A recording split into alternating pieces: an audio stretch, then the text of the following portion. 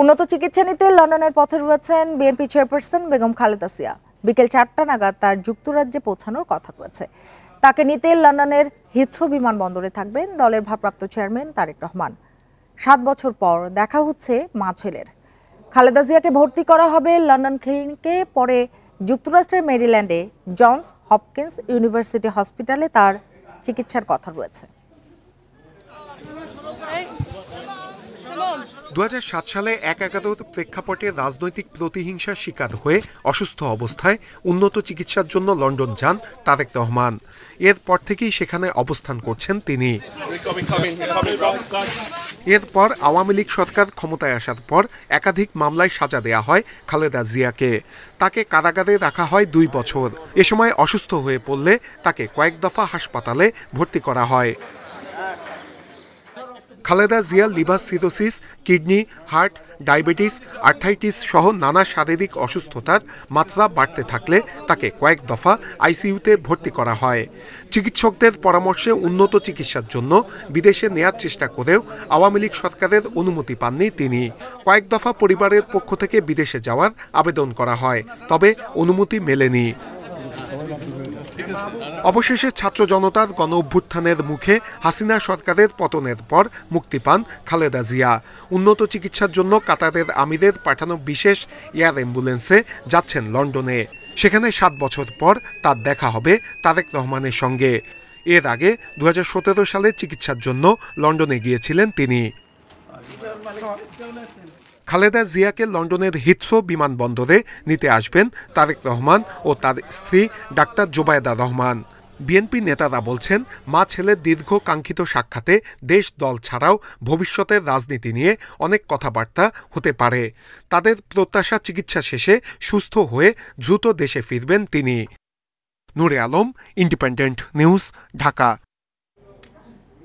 আরও জানাতে London Heathrow বিমানবন্দরের ভিআইপি টার্মিনাল থেকে যোগ দিয়েছেন সহকর্মী হাসান রহমান। হাসান রহমান, 4টায় তো পৌঁছানোর কথা রয়েছে, এখনো সময়টা ঠিক আছে কিনা, কখন নাগাদ পৌঁছাতে পারেন? আর বিএনপি চেয়ারপারসন বেগম খালেদা জিয়ার জন্য হিথ্রো বিমানবন্দরে কি ধরনের প্রস্তুতি নেওয়া হয়েছে? ধন্যবাদ আপনাকে। আমি আসলে হিথ্রো বিমানবন্দর যে টার্মিনাল 4 দিয়ে বের হওয়ার কথা, নেতা কর্মীদের অনেক ভিড় সেখানে। আমি যেখানে দাঁড়িয়ে আছি এটা রয়্যাল সুইট, এটা হচ্ছে ভিআইপি টার্মিনাল। ভিআইপি টার্মিনালে সাধারণ মানুষদের আসলে অ্যাক্সেস নাই, এখানে সবাইকে আসতে দেওয়া হয় না। তো যারা বিশেষ সুবিধাভোগীরা আসলে এখানে আসার সুযোগ পায়। তো আমি একজন সংবাদকর্মী হিসেবে এখানে এই ভিআইপি সুইটের সামনে দাঁড়িয়ে আছি। এখান দিয়েই বেগম খালেদা জিয়া এখন থেকে 30 মিনিট পরে ধারণা করা হচ্ছে উনার বিমানটি এখানে অবতরণ করবে। এখনো উনি আসলে অবতরণ করেননি। তো আপনারা দেখতে পাচ্ছেন পিছনে যে গাড়ি বহর, সেখানে বিএনপির নেতা কর্মীরা, এই লন্ডনের স্থানীয় নেতা কর্মীরা এখানে অপেক্ষা করছেন তাদের নেত্রীকে এক নজর দেখার জন্য। তো আমরা আশা করছি যে আধা ঘন্টার মধ্যেই বেগম জিয়ার যেই বিশেষ বিমানটি অবতরণ করবে ভিআইপি লাউঞ্জে, আর ভিআইপি লাউঞ্জ দিয়ে তিনি বেরিয়ে আসবেন। আর তাকে অভ্যর্থনা জানানোর জন্য তার জনাব তারেক রহমান, জুবাইদা রহমান, তার নাতনি এবং পরিবারের সদস্যরা ভিতরে আছেন। আর যুক্তরাজ্য বিএনপির সভাপতি, সেক্রেটারি সহ একেবারে শীর্ষস্থানীয় কয়েকজন নেতাই কেবলমাত্র তাকে অভিনন্দন জানাতে পারবেন। আর অন্যান্য নেতা কর্মীরা বাহিরে অপেক্ষা করছেন। আর এখান থেকেই বেগম খালেদা জিয়াকে সরাসরি ক্লিনিকে নেওয়া হবে। তো এই হচ্ছে ভিআইপি লাউঞ্জের বাইরের অবস্থা। তবে এখানে হয়তো কিছুক্ষণের মধ্যে আরো কিছু ভিড় বাড়বে যখন উনার বিমানটি অবতরণ করবে। আর একটু দেরি হয়ে গেছে, সেটা হচ্ছে ফ্লাইটের অনেকগুলো বিষয় থাকে। আমরা শুনেছি যে দোহাতে তার বিমানটি একটু দেরি হয়েছে, এই কারণে তার এখানে 1 ঘন্টার মতো ফ্লাইটটি আসলে অবতরণে ডিলে হচ্ছে। এখান থেকেই তো সরাসরি লন্ডন ক্লিনিকে চলে যাবেন বিএনপি চেয়ারপারসন, সেখানে চিকিৎসার প্রস্তুতি কেমন বা কি ব্যবস্থা রাখা হয়েছে? সেখানে চিকিৎসার প্রস্তুতি আপনারা জানেন যে যে ক্লিনিকে যাবে, এই ক্লিনিকটা হচ্ছে সাংঘাতিক রকমের রেপুটেটেড একটা প্রতিষ্ঠান, এবং বলা হয়ে থাকে বিশ্বের অন্যতম একটা সেরা চিকিৎসা কেন্দ্র। আর সেখানের ব্যবস্থাটা এরকম যে উনি যাওয়ার সাথে সাথেই উনাকে বিশ্বের সর্বোচ্চ চিকিৎসাটা দেওয়া হবে। এমনিতেই ইউকে কে বলা হয় চিকিৎসার জন্য বিশ্বের অত্যন্ত নামকরা দেশের মধ্যে একটি।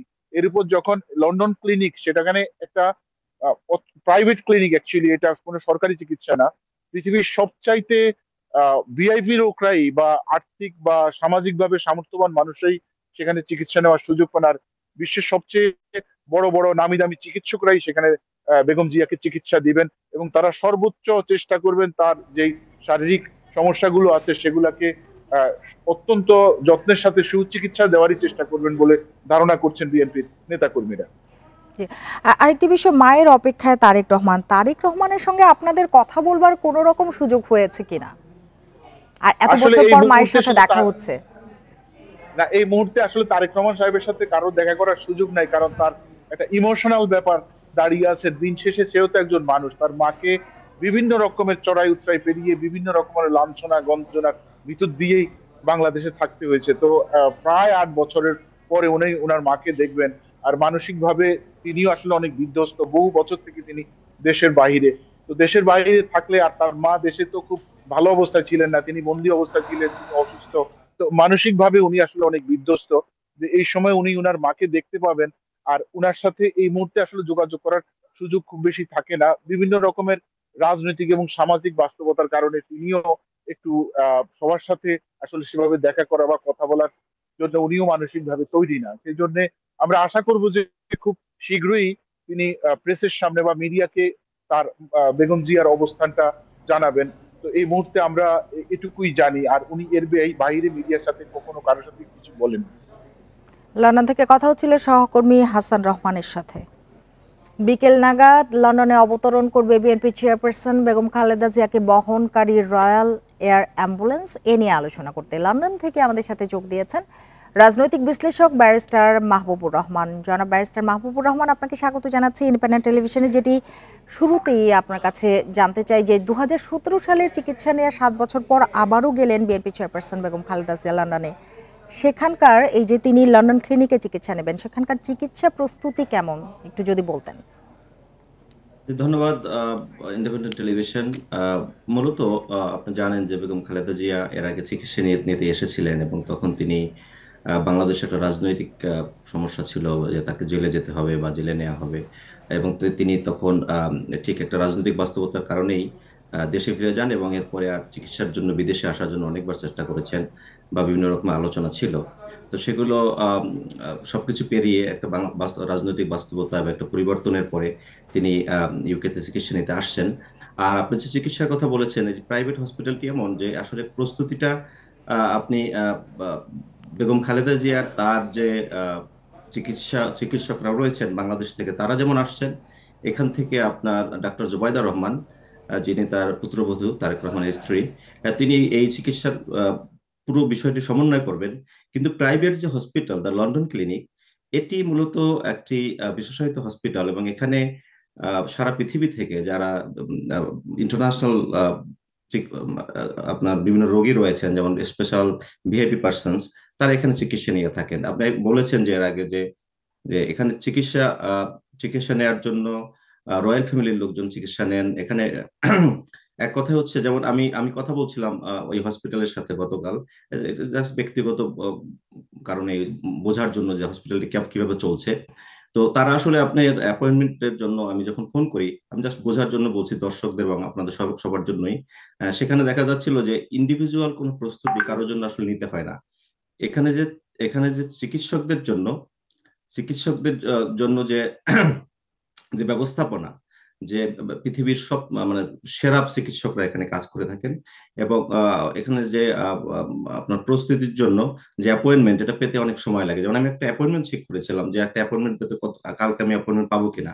এখানে ইন্ডিভিজুয়াল অ্যাপয়েন্টমেন্ট পাওয়া কঠিন, বা পাওয়ার জন্য আপনাকে অনেক লাইনে থাকতে হয়। এখানে সাধারণত দেখা যায় যে আপনার বিভিন্ন দূতাবাসের যারা কর্মকর্তা, যারা ইউকের খুব high profile persons, royal families, তারা চিকিৎসা নিয়ে থাকেন। আর বেগম খালেদা জিয়ার জন্য বেশ আগে থেকেই এখানে আপনার অ্যাপয়েন্টমেন্ট ঠিক করা হয়েছিল এবং তারা অ্যাপয়েন্টমেন্ট বেশ আগেই নিয়েছেন। এবং এই অ্যাপয়েন্টমেন্টের জন্য এখন যেটা হয়েছে যে বেগম খালেদা জিয়া তিনি আপনার হিথ্রো বিমানবন্দরের, আপনি কি শুনতে পাচ্ছেন আমাকে? আচ্ছা, আপনি বলুন। জি জি, হিথ্রো বিমানবন্দরের উনি টার্মিনাল 4-এর আপনার রয়্যাল সুটে তিনি অবতরণ করবেন এবং কিছুক্ষণের মধ্যে অবতরণ করবেন। আমি কথা বলছিলাম ওখানে একজন বিএনপি জি, নেতার আরেকটি সাথে। বিষয় একটু জানতে চাই যে তারেক রহমান দীর্ঘদিন লন্ডনে অবস্থান করছেন, এবার গেলেন বেগম খালেদা জিয়া। এ নিয়ে আপনার বিশ্লেষণ একটু জানতে চাই। নানা কিন্তু আলোচনা সমালোচনা রয়েছে। যে এখানে আলোচনা সমালোচনার বিষয়টি এমন যে বেগম খালেদা জিয়ার সাথে তার যে ছেলে তারেক রহমান, তার সাথে দীর্ঘ প্রায় 7 বছর পরে তাদের দেখা হবে। এটা খুবই একটা এক্সাইটেড মোমেন্ট তাদের জন্য। আবার একই সাথে বেগম খালেদা জিয়া তিনি দলের প্রধান, কিন্তু দীর্ঘদিন ধরে তিনি কারাগারে থাকা এবং রাজনৈতিক পরিমণ্ডলে সরাসরি উপস্থিতি তার ছিল না, যেটা তারেক রহমান নিজে হ্যান্ডেল করেছেন গত কয়েক বছর, 7 বছর। যখন 2018 সালে বেগম খালেদা জিয়াকে কারাবন্দী করা হয়, এরপর থেকে তারেক রহমান সরাসরি এখান থেকে স্কাইপে, আপনি জানেন যে রাজনৈতিক সকল কর্মকাণ্ড পরিচালনা করে আসছেন।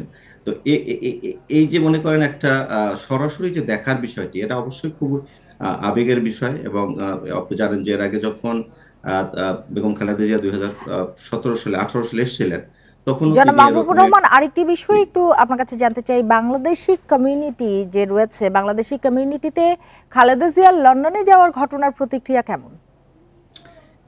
এটা খুবই, আপনি বলতে পারেন যে যারা রাজনৈতিকভাবে বিএনপির সাথে জড়িত অথবা অন্যান্য রাজনৈতিক দলের যারা আছেন, তারা একরকমের খুবই উৎসাহ উদ্দীপনার মধ্যে রয়েছে, এবং সাধারণ মানুষের মধ্যেও এটা একটা বলতে পারেন যে পজিটিভ দৃষ্টিভঙ্গি। বা সবাই খালেদা জিয়া যে বিভিন্ন রোগে শোকে ভুগছেন, এবং লং টাইম যে তিনি চিকিৎসা নিতে পারছেন না, প্রপার চিকিৎসা হচ্ছিল না, এটা আলোচনার বিষয় ছিল যেমন বাংলাদেশে, এবং এটা সারা পৃথিবীতেই। এবং এই জন্য আপনি গত কদিন ধরে বিএনপি নেতাকর্মীদের মধ্যে খুব উৎসাহ উদ্দীপনা ছিল, এবং সাধারণ মানুষও আপনার, আমি একজন প্র্যাকটিসিং লয়ার হিসেবে আমি দেখেছি যে অনেক ক্লায়েন্ট এসে বলছে, আলোচনা করছে তারা। বুঝতে পেরেছি। জনাব মাহবুবুর রহমান, আপনাকে অনেক ধন্যবাদ আমাদের সময় দেবার জন্য, আমাদের সাথে এত দূর থেকে যোগ দেবার জন্য। জিয়া অরফানেজ ট্রাস্ট দুর্নীতি মামলায় বেগম খালেদা জিয়ার কারাদণ্ডের বিরুদ্ধে দ্বিতীয় দিনের মতো আপিল শুনানি শেষ হয়েছে। সকালে প্রধান বিচারপতি সৈয়দ রেফাত আহমেদের নেতৃত্বে 5 সদস্যের আপিল বেঞ্চে চলে এ শুনানি। বৃহস্পতিবার একই আদালতে হবে তৃতীয় দিনের মতো শুনানি। এর আগে মঙ্গলবার জিয়া অরফানেজ ট্রাস্টে 1 টাকাও আত্মসাৎ হয়নি এবং প্রমাণ ছাড়াই কেবল অনুমানের ভিত্তিতে বেগম খালেদা জিয়াকে 10 বছরের সাজা দেওয়া হয় বলে আপিল বিভাগে তুলে ধরেন তার আইনজীবীরা। গত বছরের 11ই নভেম্বর বেগম খালেদা জিয়াকে আপিলের অনুমতি দিয়ে হাইকোর্টের দেয়া 10 বছরের সাজা স্থগিত করে আপিল বিভাগ। পরে হাইকোর্টের রায়ের বিরুদ্ধে আপিল করেন বেগম খালেদা জিয়া। দুদকের করা এই মামলায় 2018 সালের ফেব্রুয়ারিতে বিচারিক আদালত বেগম খালেদা জিয়াকে 5 বছরের সাজা দেয়। ওই রায়ের বিরুদ্ধে একই বছর হাইকোর্টে আপিল করেন খালেদা জিয়া। একই সাথে সাজা বাড়াতে আবেদন করে দুদক। শুনানি শেষে বেগম খালেদা জিয়ার আবেদন খারিজ করে 5 বছর থেকে বাড়িয়ে 10 বছর কারাদণ্ডের রায় দেয় হাইকোর্ট।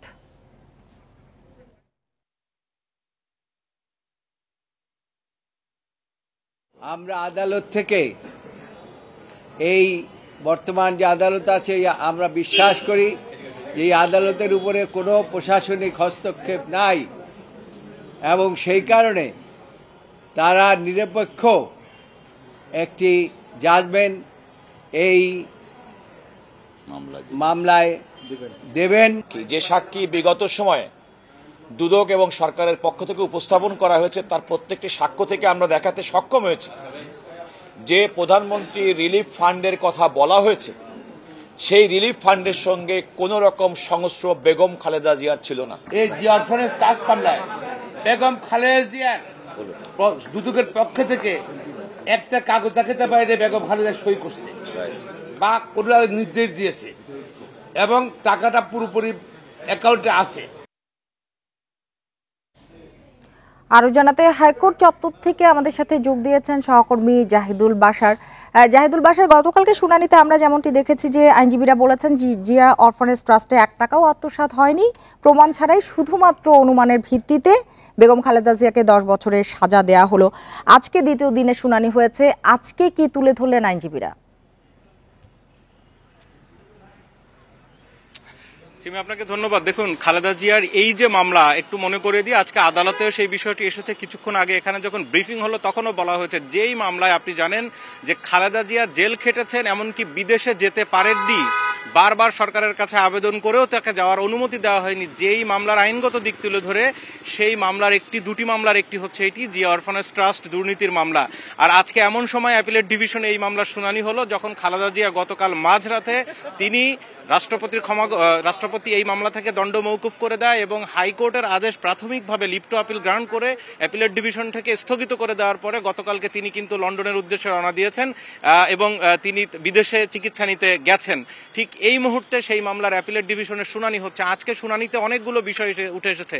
গতকাল সকাল 10টা থেকে দুপুর পর্যন্ত এবং আজকেও কার্যতালিকায় 2 নম্বরে রাখা হয়েছিল। একেবারে সকাল থেকে নিয়ে এই অ্যাপিলেট ডিভিশনের শেষ পর্যন্ত কিন্তু এই শুনানি হয়েছে।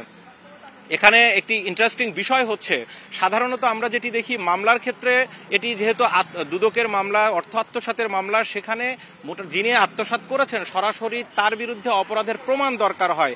আদালতে আইনজীবীরা খালেদা জিয়ার পক্ষে 4-5 জন বাঘা আইনজীবী তারা লড়েছেন। তাদের কথা একটি যে খালেদা জিয়াকে যেহেতু 5 বছর সাজা দিয়ে পরে 10 বছর করা হলো, কিন্তু সরাসরি তার অপরাধের প্রমাণ এই মামলায় নেই। এবং মূল ইন্টারেস্টিং জায়গা যেটি আদালতে আইনজীবীরাও বলেছেন যে এই মামলায় কিন্তু খালেদা জিয়ার বিরুদ্ধে অর্থ আত্মসাৎ করা মূল অভিযোগ নয়। মূল অভিযোগটা হচ্ছে 1991 সালে কুয়েতের আমির তিনি খালেদা জিয়ার অর্থাৎ তৎকালীন প্রধানমন্ত্রীর ফান্ডে তিনি $12,500 দিয়েছিলেন যে জিয়াউর রহমানের নামে চ্যারিটেবল কোনো কাজ করা বা এতিমখানা, যেটা সরকার বা খালেদা জিয়া বা জিয়াউর রহমানের ফ্যামিলি করতে চায় তারা সেটি করতে পারবে।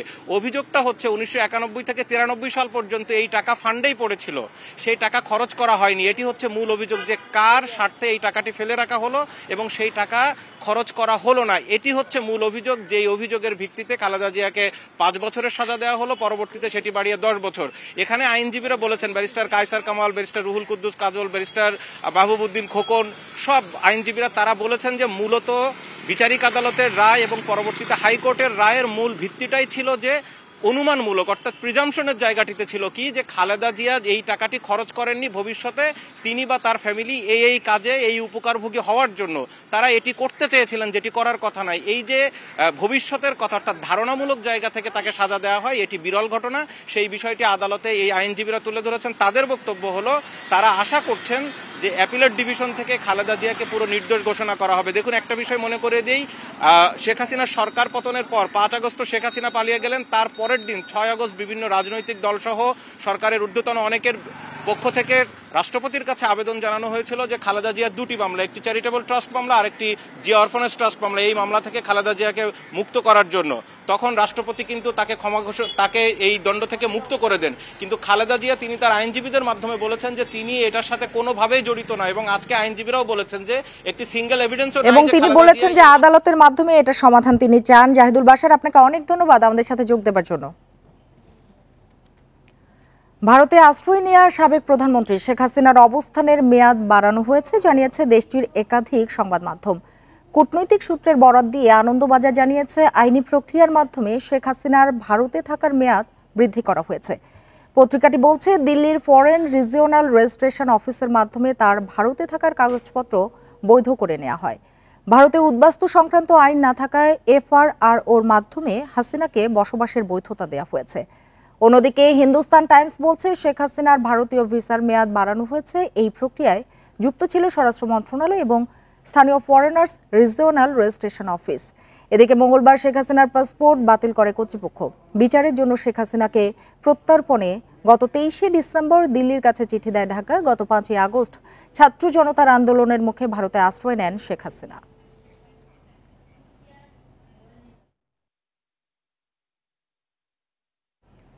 ছাত্র জনতার হত্যাকারী শেখ হাসিনার ভারতীয় ভিসার মেয়াদ বাড়ানোকে জনগণ ভালোভাবে নেয়নি বলে মন্তব্য করেছেন বিএনপির সিনিয়র যুগ্ম মহাসচিব রুহুল কবির রিজভী। এর মাধ্যমে ভারত তাদের গণতন্ত্রকে অবমূল্যায়ন করেছে। দুপুরে রাজধানীর গ্যান্ডারিয়ায় জুলাই আগস্ট গণ অভ্যুত্থানে নিহত 4 পরিবারের সাথে সাক্ষাৎ শেষে কথা বলেন তিনি। পরে ছাত্র জনতা হত্যাকারী ও শেখ হাসিনার দোসরদের নামে থাকা সব স্থাপনার নাম বদলে শহীদদের নামে করার আহ্বান জানান। এ সময় নতুন বছরের বই প্রসঙ্গে তিনি বলেন, বই মুদ্রণ ব্যবসার সাথে শেখ হাসিনার ঘনিষ্ঠজনরা জড়িত।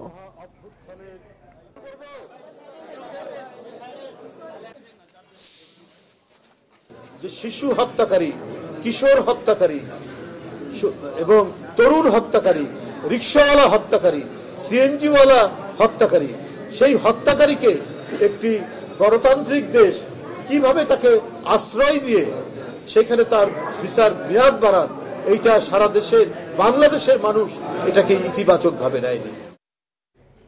ভরা মৌসুমেও অস্থির চালের বাজার। সপ্তাহের ব্যবধানে কেজিতে দাম বেড়েছে 3 থেকে 4 টাকা পর্যন্ত। এদিকে নতুন বছরে খাদ্য মন্ত্রণালয়ের বরাদ্দ না আসায় টিসিবি চাল বিক্রিও বন্ধ রয়েছে। এতে ভোগান্তিতে পড়েছেন স্বল্প আয়ের মানুষ। বাণিজ্য উপদেষ্টার দাবি, দেশে চালের কোনো সংকট নেই। ব্যবসায়ীদের মজুতদারিতে দাম বাড়ছে দাবি করে চাল আমদানির উদ্যোগের কথা জানান তিনি। রাজধানীর বাজারে চালের সরবরাহ পর্যাপ্ত, কেনা যাচ্ছে চাহিদা অনুযায়ী, তবে দাম বাড়তি। বাজারে 57 টাকার নিচে মিলছে না মোটা চাল, আর সরু চালের দাম 72 টাকার ওপরে। টিসিবির হিসাবে মাত্র 7 দিনে মোটা চালের দাম বেড়েছে প্রায় 7%। টিসিবির ট্রাক থেকে কিছুটা কম দামে চাল কেনা যেত, তবে নতুন বছরে বরাদ্দ না আসায় চাল বিক্রি বন্ধ করেছে সংস্থাটি। এতে সংকটে পড়েছে সীমিত আয়ের মানুষ। চাল বন্ধ করে দেন, তাহলে আমাদের ক্ষতি হইব, আমাদের গরিবের বাড়িতে কিনতে হলে তো রেট বেশি দিয়ে কিনতে হইব, ফ্যামিলি তো কষ্ট হবে। বর্তমানে আমনের ভরা মৌসুম চলছে, বাজারে চালের কোনো ঘাটতি নেই, তাই চালের মূল্য বৃদ্ধি অযৌক্তিক বলছেন বাণিজ্য উপদেষ্টা। দাম বাড়ার পেছনে ব্যবসায়ীদের কারসাজি রয়েছে, দাবি তার। সাময়িক মজুতদারি ঘটনা ঘটছে, তো আমরা বাণিজ্য উদারীকরণ করার জন্য গতকাল আমরা বাংলাদেশ ব্যাংকের গভর্নর সহ, খাদ্য উপদেষ্টা সহ, টিসিবি চেয়ারম্যান সহ, কৃষি মন্ত্রণালয় সহ আমরা গত পরশুদিনও বসেছি, গতকালও বসেছি। আপাতত আমদানি কেন্দ্রিক ব্যবস্থা নিচ্ছি এবং ব্যাপক আমদানির প্রস্তুতি চলছে। সরকারি গুদামে চালের মজুদ কমে দাঁড়িয়েছে 8 লাখ টনে, বলছে খাদ্য মন্ত্রণালয়। Shahid Ahmed, independent news, Dhaka. ভোর থেকে রাজধানী সহ দেশের বিভিন্ন এলাকায় বয়ে যাচ্ছে ঠান্ডা বাতাস। এতে বেড়েছে শীতের তীব্রতা। আবহাওয়া অধিদপ্তরের তথ্য অনুসারে আজ সারা দেশে দিন ও রাতে তাপমাত্রা 2 থেকে 4 ডিগ্রি সেলসিয়াস কমতে পারে। কুয়াশা বেশি থাকায় দিনের বেলায় সূর্যের দেখা নাও মিলতে পারে। এতে বাড়বে শীতের অনুভূতি। এছাড়া চলতি সপ্তাহে শৈত্যপ্রবাহের শঙ্কা রয়েছে। বিশেষ করে পঞ্চগড়, চুয়াডাঙ্গা, ঈশ্বরদী সহ বেশ কয়েকটি জায়গায় তাপমাত্রা কমে আসতে পারে। এ সময় সিলেট ও ময়মনসিংহে গুড়ি গুড়ি বৃষ্টিরও পূর্বাভাস দিয়েছে আবহাওয়া অধিদপ্তর। সকালে দেশের সর্বনিম্ন তাপমাত্রা রেকর্ড করা হয় যশোরে 12.8 ডিগ্রি সেলসিয়াস। এ সময় রাজধানীর তাপমাত্রা ছিল 16.3 ডিগ্রি সেলসিয়াস।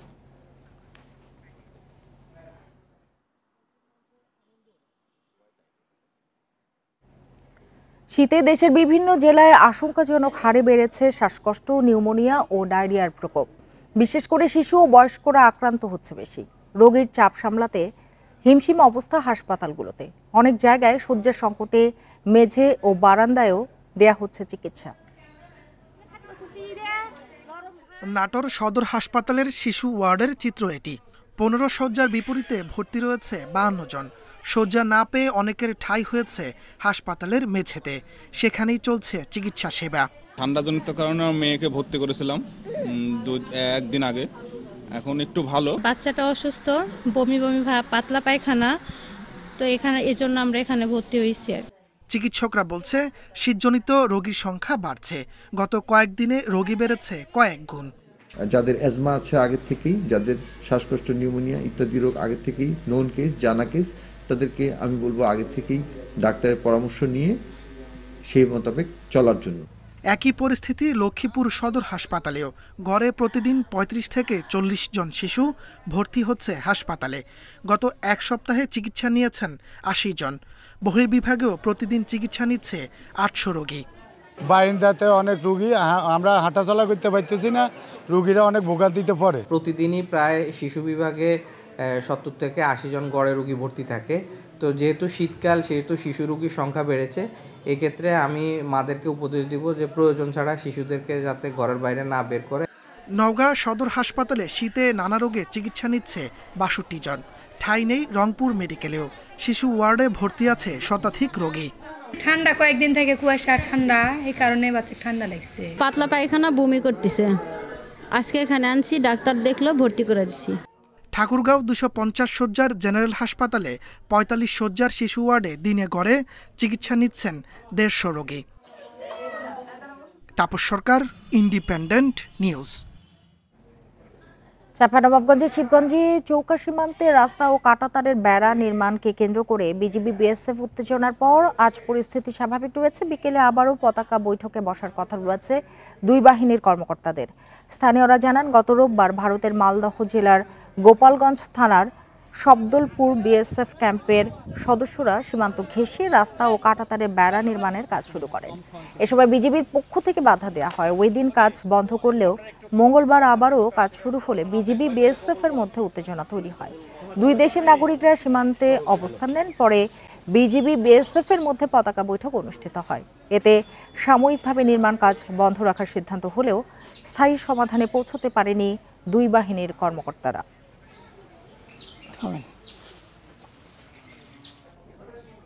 এ নিয়ে চাঁপাইনবাবগঞ্জ থেকে জানাবেন সহকর্মী ফয়সাল মাহমুদ। ফয়সাল, একটু জানতে চাই, গতকালকে যে ঘটনা ঘটলো সেই ঘটনার পর আজকের পরিস্থিতি কি, আর পতাকা বৈঠক একটি হবার কথা স্থায়ী সমাধানের জন্য, সেটি কখন নাগাদ হবে?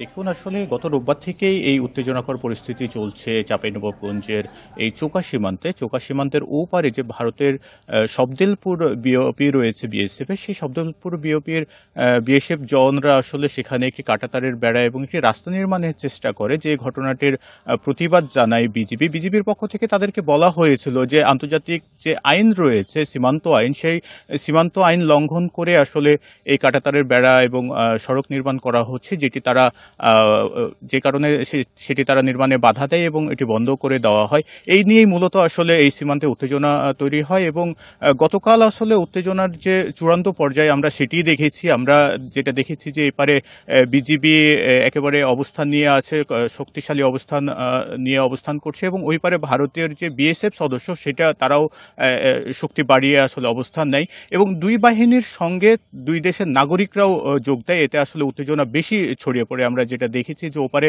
ভারতীয় নাগরিকরা বিএসএফ এর পক্ষ নিয়ে বিভিন্ন স্লোগান দেয় এবং বাংলাদেশ বিরোধী, এবং এই পারেও হচ্ছে যে বাংলাদেশিরা অবস্থান নেয়। তো এই অবস্থায় আসলে গতকাল একেবারে উত্তেজনা ছড়িয়ে পড়ে সীমান্তে এবং এই নিয়ে বিজিবি এবং বিএসএফ বৈঠকে বসে। তারা আসলে গতকাল যে বিষয়টি বলেছে যে তারা সাময়িকভাবে কাজ বন্ধ থাকবে এমনটাই সিদ্ধান্ত নিয়েছিলেন বিজিবি এবং বিএসএফ এর কর্মকর্তারা, কিন্তু এটি নিয়ে যে স্থায়ী সমাধান দরকার সেই স্থায়ী সমাধান কালকে পৌঁছাতে পারেনি। এই কারণে মূলত আজকে আবারও বৈঠকে বসবেন। আমাদের চাঁপাইনবাবগঞ্জের বিজিবির যিনি অধিনায়ক রয়েছেন লেফটেন্যান্ট কর্নেল গোলাম কিবরিয়া, তিনি যেটি জানিয়েছেন যে আজকে বিকেলে আসলে পতাকা বৈঠক অনুষ্ঠিত হবে এবং এই পতাকা বৈঠকে স্থায়ী একটা সমাধান হবে বলে তিনি আশা প্রকাশ করেছেন। তিনি যেটা বলেছেন যে আসলে আন্তর্জাতিক সীমান্ত আইন মেনে বিএসএফ যদি কোনো স্থাপনা বা কোনো সড়ক বা কাঁটাতারের বেড়া নির্মাণ করে সেখানে তারা বাধা দিবেন না, কিন্তু আসলে এই আইন লঙ্ঘন করে যদি কোনো কিছু নির্মাণ করা হয় সেটি অবশ্যই তারা বাধা দিবেন। এগুলো নিয়ে আসলে বৈঠকে আজকের পতাকা বৈঠকে আলোচনা করা হবে এবং তারা আশা করছেন যে এই পতাকা বৈঠকটিতেই আসলে একটি সুষ্ঠু সমাধান আসবে। চাঁপাইনবাবগঞ্জ থেকে যোগ দিয়েছিলেন আমাদের সহকর্মী ফয়সাল মাহমুদ। এই ছিল এখনকার সংবাদ। ইন্ডিপেন্ডেন্ট টেলিভিশনের সব খবর আরো বিস্তারিত জানতে চোখ রাখুন ফেসবুক, ইউটিউব এবং এক্সে। ধন্যবাদ সবাইকে এতক্ষণ সাথে থাকার জন্য।